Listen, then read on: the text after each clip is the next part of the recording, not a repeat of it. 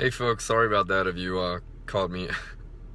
I briefly started with my car backwards and the sun was coming in with some crazy glare, so it's not as bright as I want for tips from the truck, but it'll do. So sadly today's tips from the truck is tips from my wife's car. We're out at swim team with my kids and they're about halfway through, and I thought I'd come out here and talk a little bit about a very mysterious study or set of studies that are coming out these days that really make me, and hopefully you, question why in the world it's still being said that calories in and calories out is all that fat loss is about, right? It sounds great if you are straight up follow just Western science.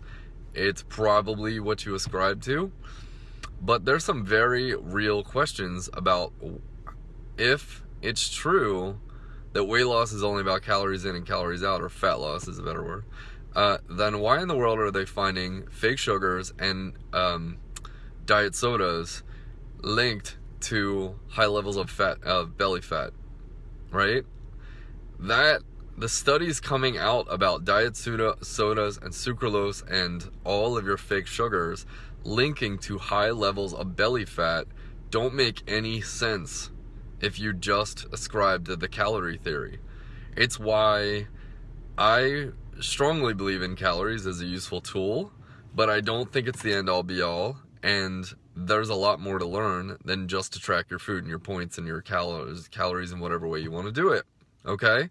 So what does this come down to? What it comes down to is toxicity. It comes down to food that is hitting your system that your body doesn't know how to assimilate. It doesn't have any nutritional value. It's in fact toxic to your system. And your system, through hundreds of thousands of years of evolution, doesn't know what in the hell this crap is. This sucralose and chemical bomb of, let's say, Diet Coke hits your stomach and it doesn't know how to deal with it.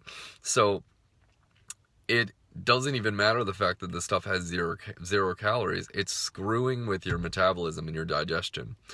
And what I think this comes down to for a lot of people is, a lot of people I find in the beginning when they work with me, they are anxious about giving things up.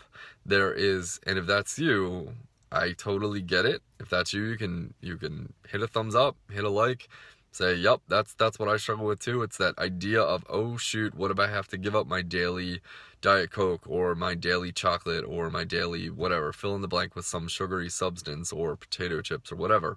And if you have anxiety over that, and that feels really permanent and intense for you, like, oh my God, I don't want to give up things completely, you have to look at it as a little bit of an addiction.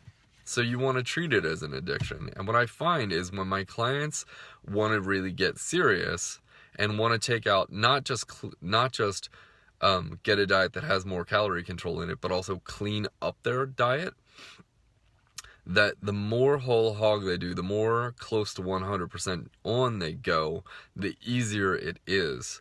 So I think if you're struggling with this mindset of how in the world do I possibly give up this thing that I love, what I'll say about it is, what I've found through 8 years of practice with thousands of members is that if you just dabble in a little bit every day, it's actually worse. You're actually creating more suffering, more challenge, more of a fight inside of you than if you just give it up completely.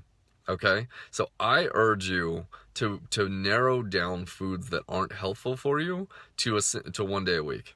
I really strongly believe in that. I think there's some value in having a cheat day or a cheat meal. I personally think that it enables you to have some foods that you really crave, but compartmentalize when you'll have them. I don't think complete whole hog, never having pizza again is ever a great answer. I mean, look folks, I want you to learn how to live and make fitness and nutrition part of your lifestyle. And if I said, hey, good news, you can never have cake, pizza, or soda ever again, you'd probably be like, all right, bounce, like, see ya. Like, most of us aren't these Ken and Barbie doll trainers who are just like 5% body fat and look just amazing naked. We want to actually enjoy food. And so there's this balance of, what I would really urge you to do is get the toxic food out of your body on a daily basis and compartmentalize it to just 1 day a week as a cheat day or a cheat meal. But the reason I say this is when I have clients who try to do it their own way, and they say, well, I'm just going to have a little bit every day because I can't go without candy, chocolate, whatever. They are the ones that continually struggle to get results, and it's because they're messing with themselves. They're giving themselves just enough to want a lot more of it. If you really want sweet, I would start getting it through fruit, and I would get completely off of that stuff for a couple weeks. You will go through a withdrawal when you do this, to where you're very hungry, and it's a fake hunger.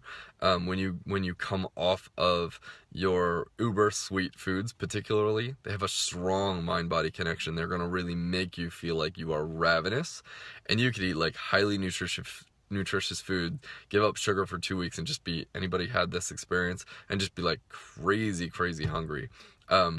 But the cool thing is when you push through that 2-week period, and that's what I'll urge you to do, push through that 2-week period of giving up some sort of junk food, and then reintroduce it very small, contained, like one meal or 1 day a week, you're going to have better success. You're going to get it out of your system. You're not going to have the problem and the fight and the emotional addiction that you have to these foods, okay? So if you're concerned about belly fat and you really want to get it off, and you want to be healthier at the same point, get these toxic foods out of your system, your sodas, your sugars, your uber processed stuff. It's just making you want more of it. And what they're finding now is it's linked to higher levels of belly fat, and higher levels of belly fat is linked to a lot of your diseases, especially heart disease, okay? So consider that. Consider doing a hard reset on this junky toxic food for 2 to 3 weeks. Rid your body of it, get through the emotional connection, the emotional addiction, and then when you have it out and you're not needing, then if it works for you, make it a cheat day or a cheat meal.